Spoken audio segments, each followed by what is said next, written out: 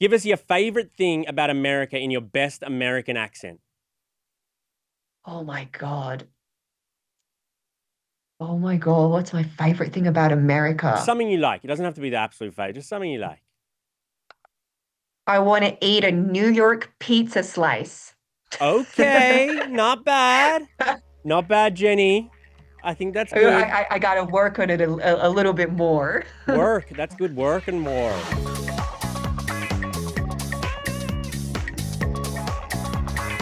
G'day and welcome to the Big Down Under podcast. I'm Charlie Cotton, and on today's podcast, I'm talking to Jenny Tian. She's one of our best and brightest young comedians. She's over in Edinburgh at their Fringe Festival, and we speak on Zoom. It's so interesting talking to her because she is paving her own way internationally. She's about to come over here to the States to try and make it work over here. Interestingly, very few Australians have been able to be successful at comedy in America, which is weird because Australia is dominating so many sectors of Hollywood and entertainment. But for stand-up comedy, there's only a couple sort of touring comedians and they're men. So the fact that Jenny is coming over here, touring the States as one of our best comedians, a female comedian, is awesome. So we talk all about that. We talk about her upbringing because she was born in Finland to Chinese parents and then moved to Australia. So her cultural and national identity we discuss, as well as just like what makes people laugh in different parts of the world. She's been so many different places. Is there a difference? Is there cultural differences with what we find funny? So without further ado, here's a very lovely lady and a good chat with Jenny Tian.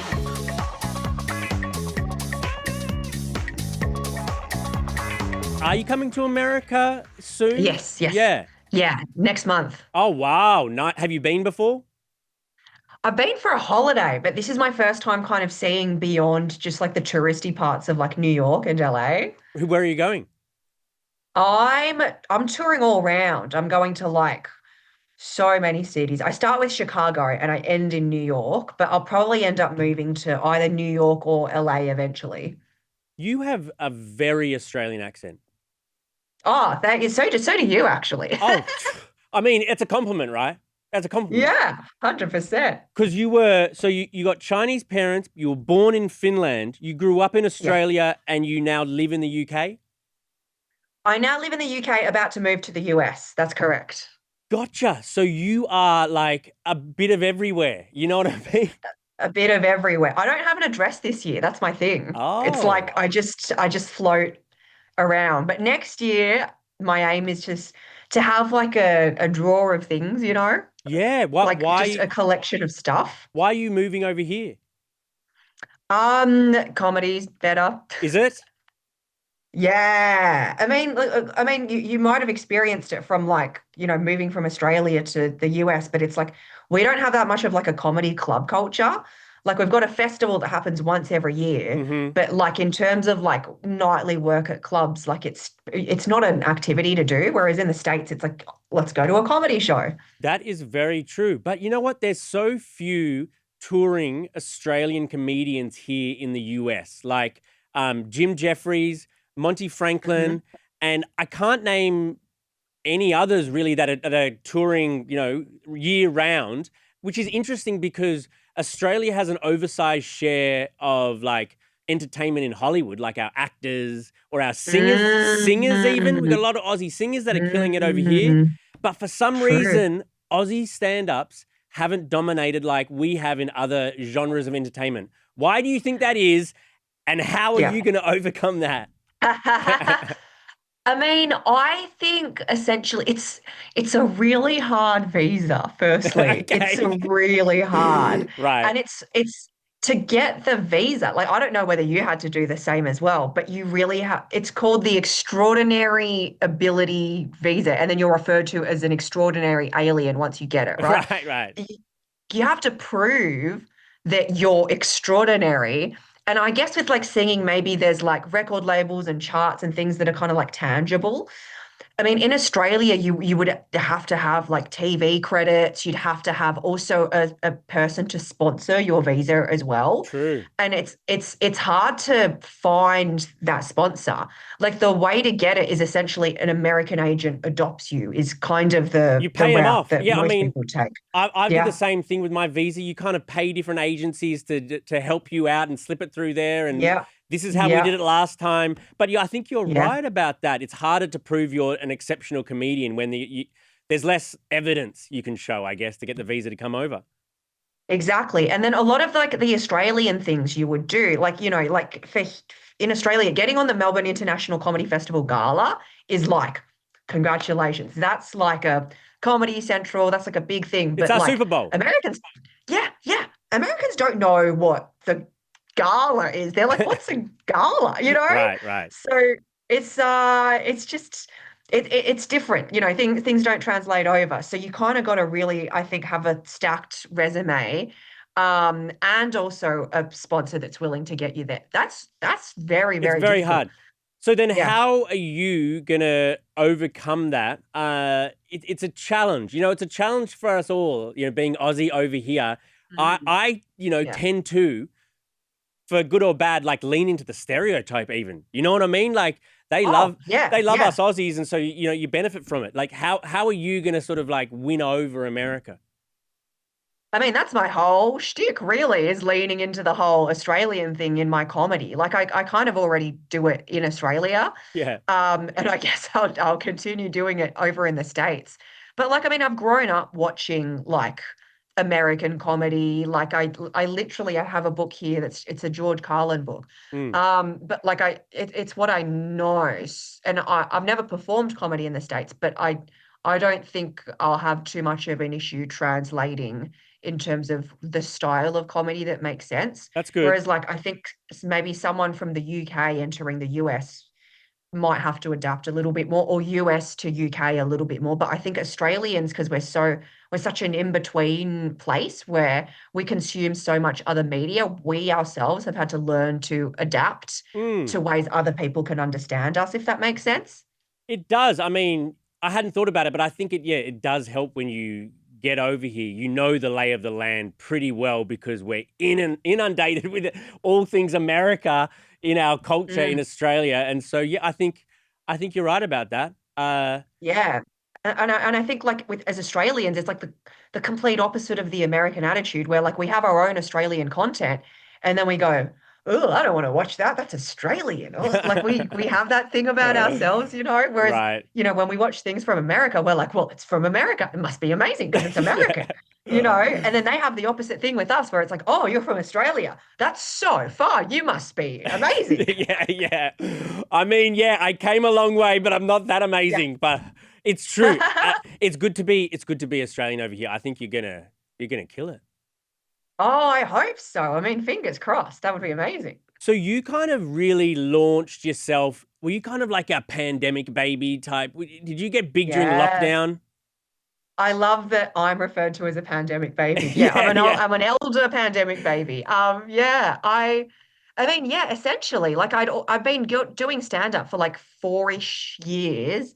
And then I had an hour show coming up, and I knew that I needed bums in seats. And then I played like a little bit with TikTok, but I didn't commit too much to it. And then lockdown happened. And then I was like, I need a creative outlet. This is Mm. driving me nuts, just sitting here, not being able to do stand-up comedy. And so I started making sketches. And then that was kind of it. It just kind of like things started working. And lockdown was honestly endless content. Yeah. Like, for those who were not aware of Australia's lockdown, we had some of like the harshest lockdown rules in the world, and it felt like every day there was a new rule. So Mm. it was like every day there was something I could make fun of and Yeah. some free gift that was given to me.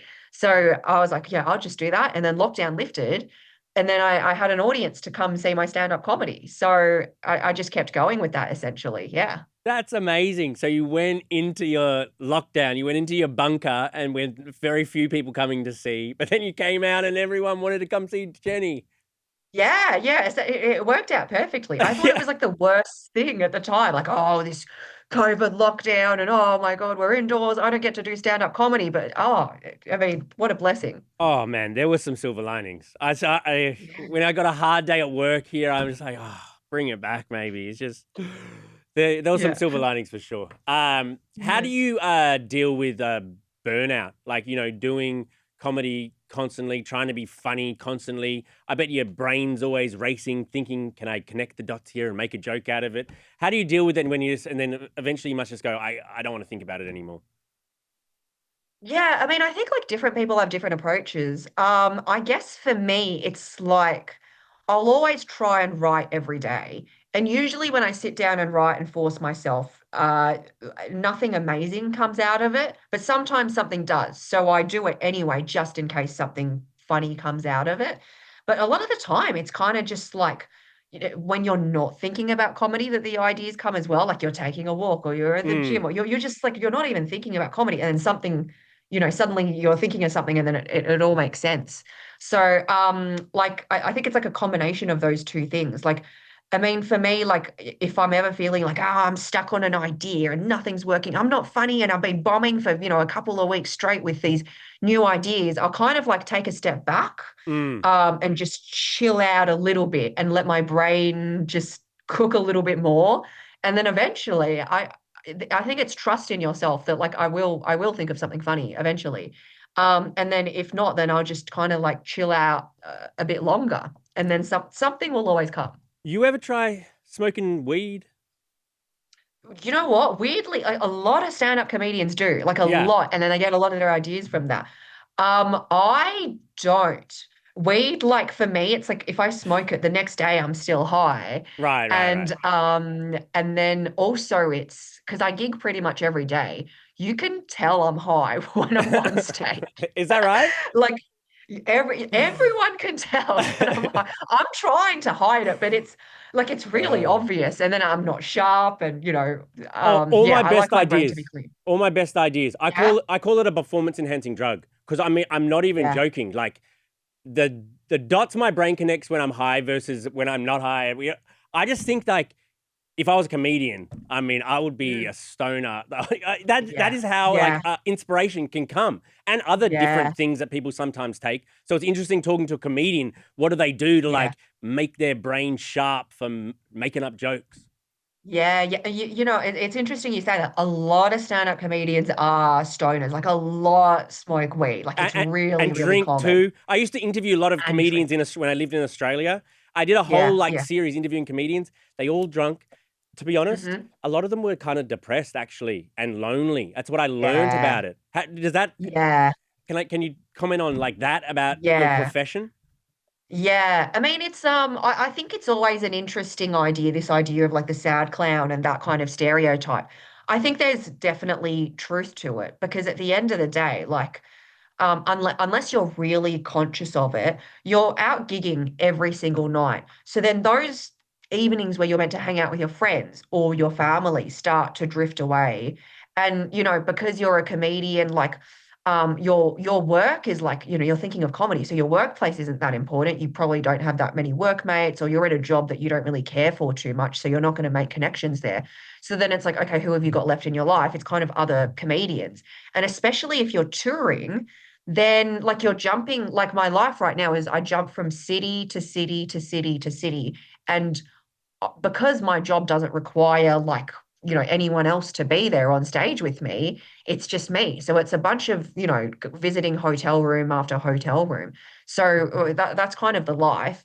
However, I do think, like with any type of artistry, if you make the active effort of keeping in contact with the people who matter to you, then you can make it work. Like I'll still call my friends, good friends in Australia. We have a group chat going. Like I always make the extra effort to respond because those connections are important to me. But I've been very intentional with it. And I can imagine like the kind of default would be I need to focus on comedy. I need to Mm. focus on comedy. And then all of that would drift away. So I can definitely see how someone would end up in a position where they're like, oh shit, what?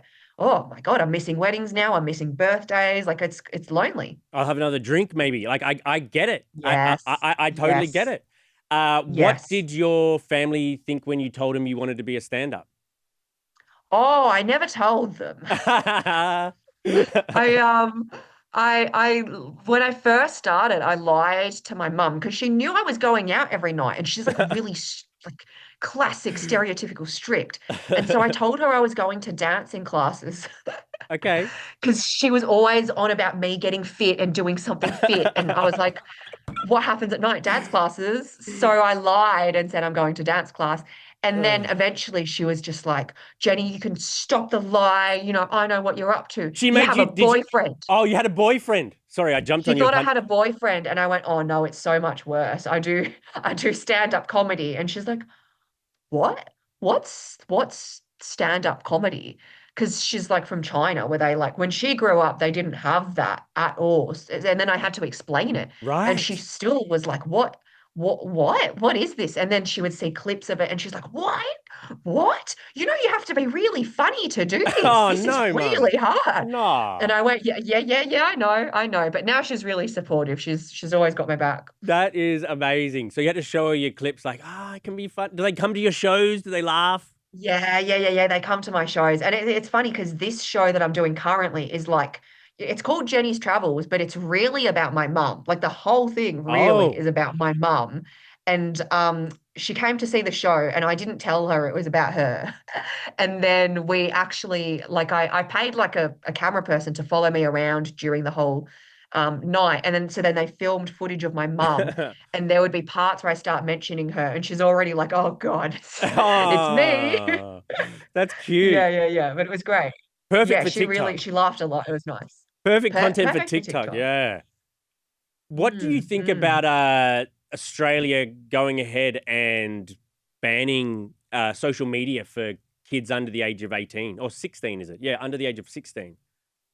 Yeah. I mean, it's so hard to say, isn't it? Like, still the impacts of like social media. It's so like I think we're still like it's so kind of new to us. We don't know how it affects our brains. All we know is that it's geared in a way that's really addictive and bad for us. Mm, And as adults, yeah, like my mum's addicted to her phone. Like if even as adults we're addicted to this hit, then imagine the effect it would have on kids and stuff.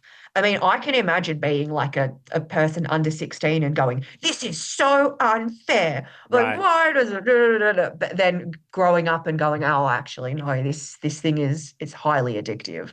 I think overall limiting it is a good idea. However, I don't really know how they're going to enforce it because everyone's just going to lie about their age or they'll get a VPN. Like, Yeah. it's a really hard thing to enforce. So, curious to see what will come out of that. Because I kind of feel it's a bit unfair. I get what you say about how, it might reduce bullying and, when people Mm, have false expectations of body image and that sort of stuff. mm, mm, But then having said that, being somewhat of a creative myself, if I was like a mm. 15-year-old kid and I wanted to, most kids these days want to be influencers. I bet if you asked, half of them would say, I want to be an influencer, maybe more. Yes. And so I Yes. think, stifling that, the whole country, we'll have a generation of we're not Mm, using these apps that the rest of the world's using. I think mm. maybe there are different ways that we could go about it. I'm not as familiar with the case and everything happening in Australia as maybe I should be to make this point, but I just think that Mm, kids are creative too, and stopping them from yeah. creating is bad. What are they going to do Yeah. otherwise? Yeah. I kind of agree. I wonder whether there's kind of like a parental supervision that could take place Right? in those instances. Because when you think of people like Bo Burnham, like he was uploading stuff when he was so young and so Mm, amazing. But also it's like that I would say is like, what's the percentile of children that are actually creative and then doing that as their output, as opposed to like putting up thirst traps and, attracting the wrong type of true. attention and then they end up with all these issues with like external validation and the need to get approval from strangers for like the rest of their lives. So it's such a tricky topic. And yeah, you're right, I don't know if like banning outright is the right solution to it, but it's hard. And it's also like, have you seen Adolescence? Oh, is that the movie where the, it's shot the in one shot? Yeah, the Netflix show, Yeah, I did the see it. Netflix series, and Yeah. like the impacts of like, this kid who kind of had like, just ordinary parents, but was, severely online and then grew to have all these like, issues with himself and how he thought of himself. And, like I don't want to spoil it for people who haven't seen it, but, that really makes me go like, oh, whoa, Yeah. whoa. Like the Reddit content I'm consuming that's kind of dark sometimes that I see is like, oh, anyone can have access to that. Yeah. Oh, wow, that's scary. I Oh, wow, the tree fell behind you. Oh my God, the tree fell behind me. Jesus. What are we doing over here? That came out of wow. Oh my God, this is a comedy right here. Oh my Jesus. This is a one-man show. Thank you. Oh my God, I thought we were having an earthquake in here or something like that. I was going to run for it. Jeez Louise. Thank you very much, Wow. Tony, for dealing with the set. I've always wondered why that tree's here. It's just off balance the whole time, and finally it decided. Yeah. I was gonna say that came out of nowhere. I know. I was wondering what was going on. Jeez Louise. Thank you very much, Tony. All right, let's hope nothing else happens through. That's crazy. So you're coming over here to America. I want to ask you, this is something I get everyone to do, okay? Yeah. Give us your favorite thing about America in your best American accent. Oh my God. Oh my God, what's my favorite thing about America? Something you like. It doesn't have to be the absolute favorite, just something you like. I want to eat a New York pizza slice. Okay, not bad. Not bad, Jenny. I think that's good. I got to work on it a little bit more. Work. That's good. Work and more. Yeah, it's very hard. Work. It's very hard. We do theirs better than they do ours, but still, it's not Oh easy. yeah, ours is really hard because it's you gotta use less vowels and less enunciation. That's hard to relax your mouth. Yeah, any like American or any from another country who like nails the Aussie accent in some sort of film or something like that, I give him credit. Oh, it's like they would have had to work so hard on that. Totally. All right, we're towards the end. We're our big finish of questions. You talk about freezing your eggs, right? Yes. Did you hear that a baby was just born with embryos created in 1994? Yep. That's crazy. Yeah, there was no question attached to that. It was just like, as someone who has frozen their eggs, that's nuts. That's the whole biology, like the science behind it is real. It's really incredible.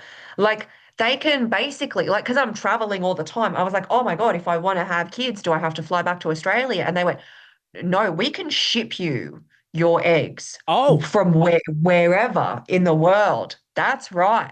Yeah. So it's like if I'm in America, it's like they'll have the storage unit and contain that freezing facility. I don't know exactly how it works, but they'll stay frozen wherever I go. And then once I'm ready for it, they can defrost or however it works. And then I can pop them in the microwave, however it works.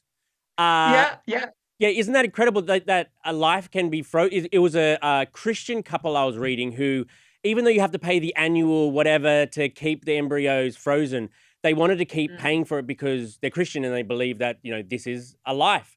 And so then the lady learned that you can actually adopt embryos. So there's other women who adopted her embryos. One of the embryos turned into a kid. So the girl is like 30 and now she's got a little brother who's 0 because of this whole egg. Isn't this crazy? I was reading that when researching you and I was like, got to know what you think. Oh, wow. Wait, so repeat that back for me. So basically there was they adopted another person's eggs and then just kept them frozen? Yeah, no, recently, a year or however long ago they adopted the embryo. But before that, the lady was just keeping it on ice in perpetuity because they couldn't bear to think of like their embryo dying. And so then they offloaded it to this couple who needed an embryo, and so it's a happy story. Isn't that crazy that can happen? That's so wild. I do know that you can also you can donate your embryo as well.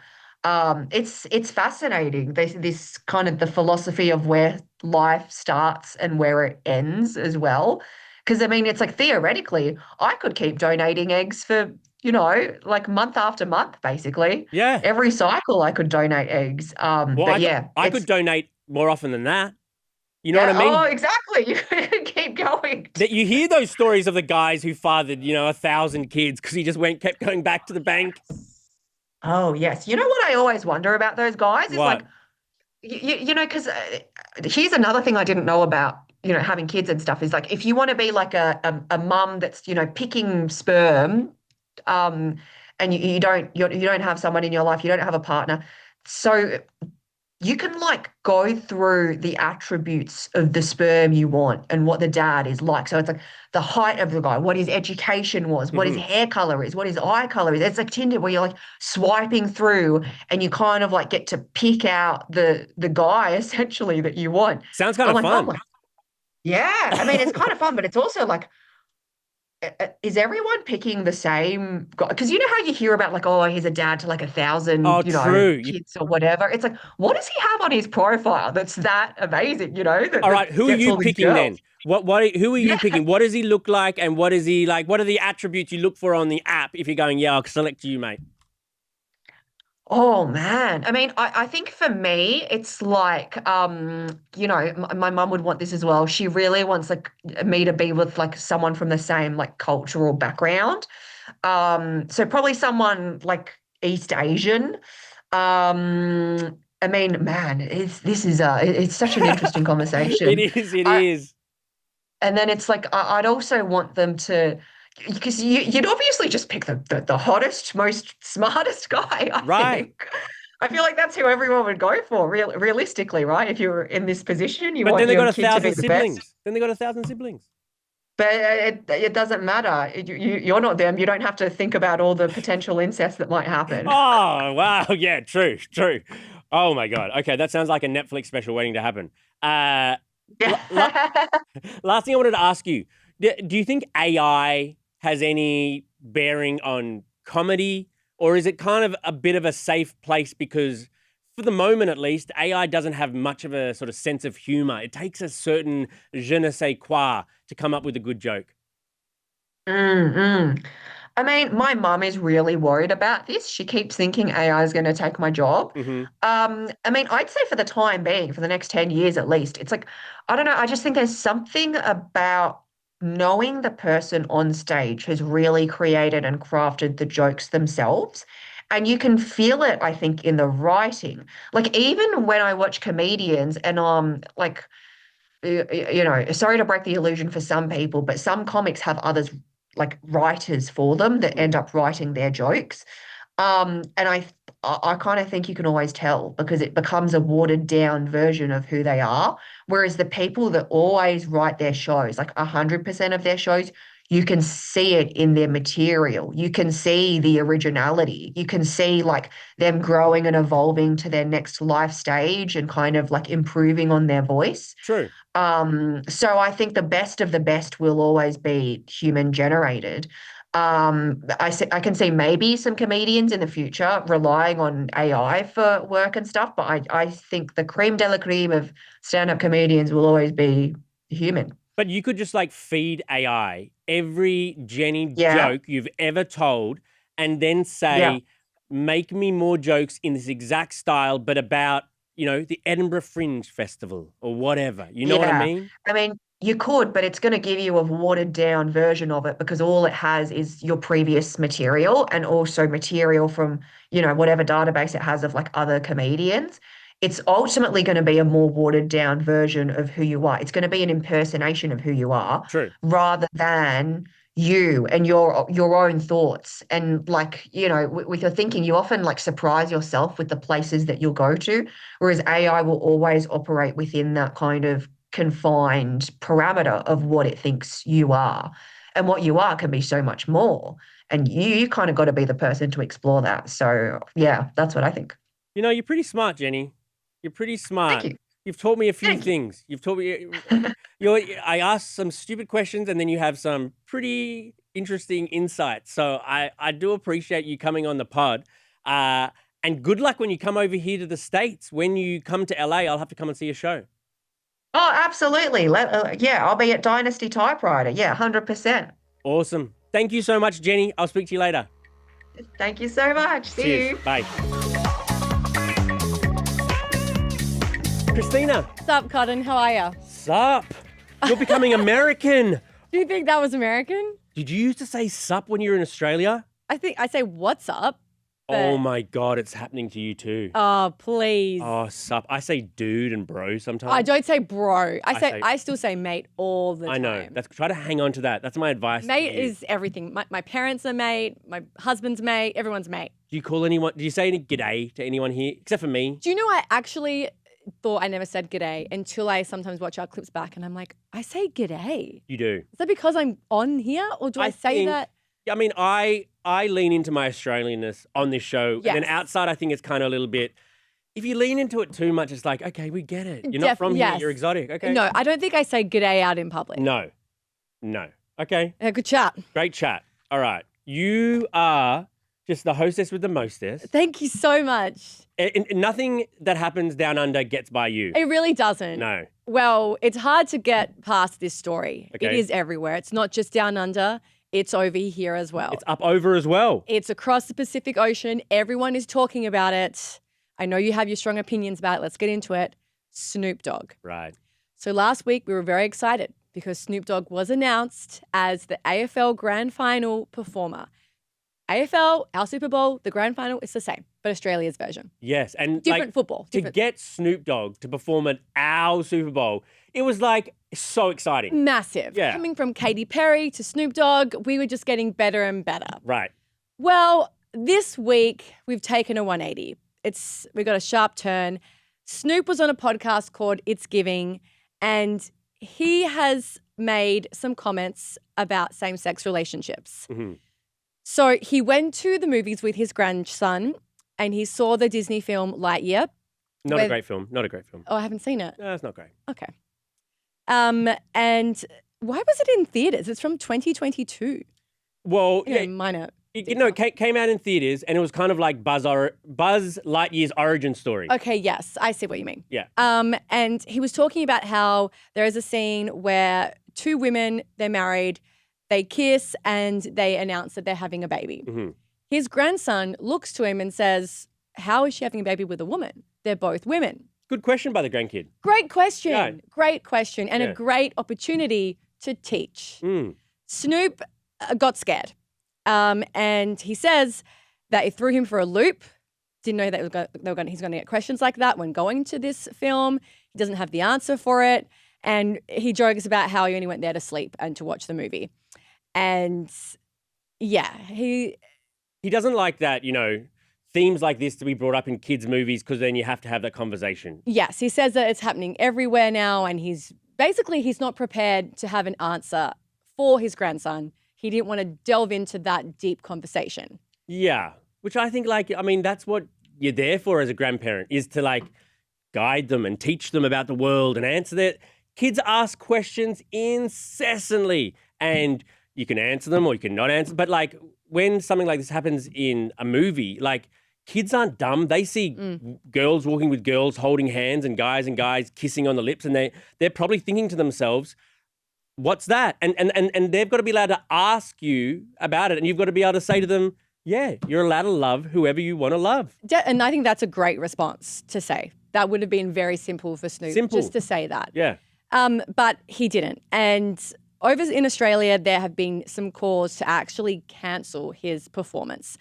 It's raising some concerns. It's gone to someone in the Senate has brought it up. Australian Senator Sarah Hanson-Young has brought it up. So the AFL is paying Snoop $2 million. She refers to him as a slur merchant. She said the irony is not lost on many of us that Isaac, who is a AFL player for the Adelaide Crows, he recently just got a 4-week ban for saying a homophobic slur on the field. So Snoop couldn't have made his comments at a worse time because the conversation was already raging in Australia about homophobia. And then the headline act says this. Yes, and it has been. It has been. So Isaac is the 6th player in the past 16 months who's got a suspension ban for saying homophobic slur on the field. You cannot say it's a rule in the AFL, Rule 35, a vilification rule relating to race, colour, religion, disability, appearance, and sexuality. Look at the details here from you. You know what number rule it is? Yes, I did some research for you, Cotton. So it's a time for the AFL is really standing against this behaviour. And even before Snoop made these comments on the podcast, there was talk about his past songs and what he said in the past. But, they're over 2 decades ago. And there was talk that perhaps the Adelaide Crows, who's the team that Isaac is a part of, was going to use that as a defence. Ultimately, they didn't in the end use Snoop as a defence. But, so it's a big talk for the AFL right now. Will they kick Snoop off? It's hard to say. We're really close now. We're about to enter September. It's the end of September, the show. Yeah, it's about a month. I think they will kick him off because I think what he said, I don't think it was so outrageous that you'd normally kick someone off for that. I think I definitely don't agree with what he said. Yeah. And I think he sounds homophobic in those comments. Having said that, freedom of speech and whatever, but because the AFL is already going through this controversy, I just think it's a zero tolerance thing. Replace him with Vance Joy or someone, you know what I mean? Well, actually, funny you say that because the Senator, Sarah Hanson-Young, says, irony not lost on many of us that Isaac gets dumped. Snoop gets $2 million to play his misogynistic and homophobic music on our turf. She wants to see an Australian play and doesn't like that we have invested in an American or anyone else aside from Australian. But, we had Ed Sheeran, we had Sting, we had The Killers, Lionel Richie, Katy Perry last year. Meatloaf. So, this isn't the first time we haven't had an Australian artist. True. So I don't think that needs to be an argument. I think it's now the question of, has this crossed the line for the AFL? Is it sending a bad message when they've got, they're kicking off Isaac Rankin for 4 weeks for saying homophobic slur? Is it the same for Snoop Dogg as well? True. All right. Have you got anything? Is anything else happening down under? I know that was such a big story. That was a biggie. Let's end on something light though. End on something light. He's not Australian, but he's working out down under. Noah Centineo. Oh my goodness. I've seen the photos. I couldn't look anywhere else. Someone was like, look at his hair. I'm like, his hair? He's got hair? Look at his six pack. I know. I don't know how, because he was kind of skinny recently. Yes. So he erased his whole Instagram for a couple years and now he's just come back looking buffer than ever. Wow. He's training for the film Street Fighter. According to Deadline, he actually replaced Patrick Schwarzenegger, which I didn't know. Oh, okay. And they're filming it down in Sydney, right? Filming it down in Sydney. So the gyms are obviously great there, great PTs. We're working out in the sun near Bondi. I mean, look at the photo. We'll put it up. He looks great. Imagine if I went away for a while and just re-emerged and I was like a beefcake. It could happen if you wanted to. Yeah. You don't want to. No, not that bad. We'll never see that. I don't think so.